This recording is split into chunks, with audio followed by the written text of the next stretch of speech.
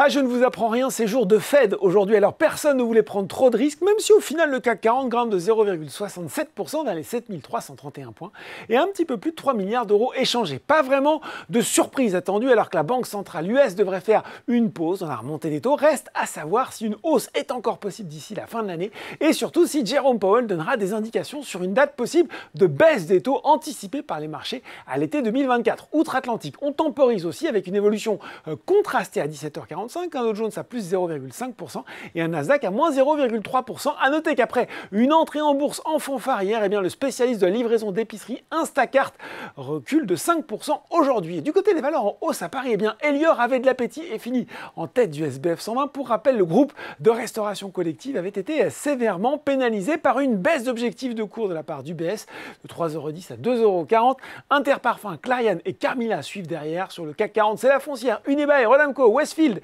qui se distingue devant Stellantis, le constructeur automobile qui rugit le plus fort sur l'indice depuis le début de l'année avec une progression de 40%. Ubisoft accélérait également sur le SBF 120, plus 2,23%, alors que selon jeu de course automobile de Crew Motorfest a connu un bon démarrage commercial. Selon l'éditeur de jeux vidéo, c'est même la meilleure première semaine pour cette franchise, je cite, en termes de vente totale d'unités, de dépenses globales des consommateurs et de taux d'adoption du Season Pass. Après 2 séances difficiles, Société Générale et ALD rebondissent. Enfin, toujours aussi volatile, la biotech Adocia repart en avant aujourd'hui sur le SRD, plus 13,9%.